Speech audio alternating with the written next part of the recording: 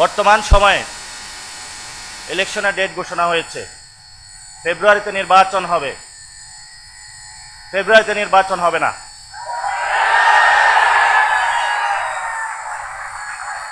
ফেব্রুয়ারিতে নির্বাচন হবে না, কারণ যদি ফেব্রুয়ারিতে নির্বাচন হয়, আমার যে ভাইয়েরা শহীদ হয়েছিল, রক্ত দিয়েছিল সংস্কারের জন্য, একটি নতুন সংবিধানের জন্য, তাহলে কবরে গিয়ে তার লাশটা ফেরত দিতে হবে এই সরকারকে।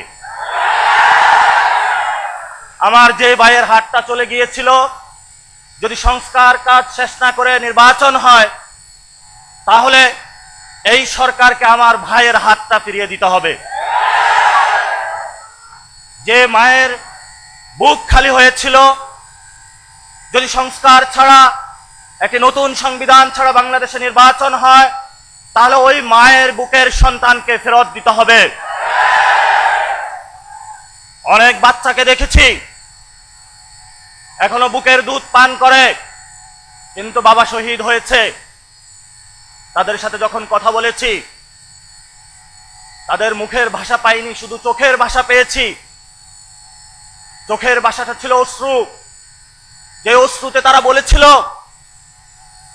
আমার বাচ্চা রয়ে গিয়েছে, আমার স্বামী চলে গিয়েছে, আমি বাংলাদেশ থেকে কিছু চাই না, কিন্তু আমি একটি সুন্দর ভবিষ্যতে বাংলাদেশ দেখতে চাই, যেখানে আমার এই বুকের যে সন্তান আছে, আর সন্তানকে কেউ খুন করবে না।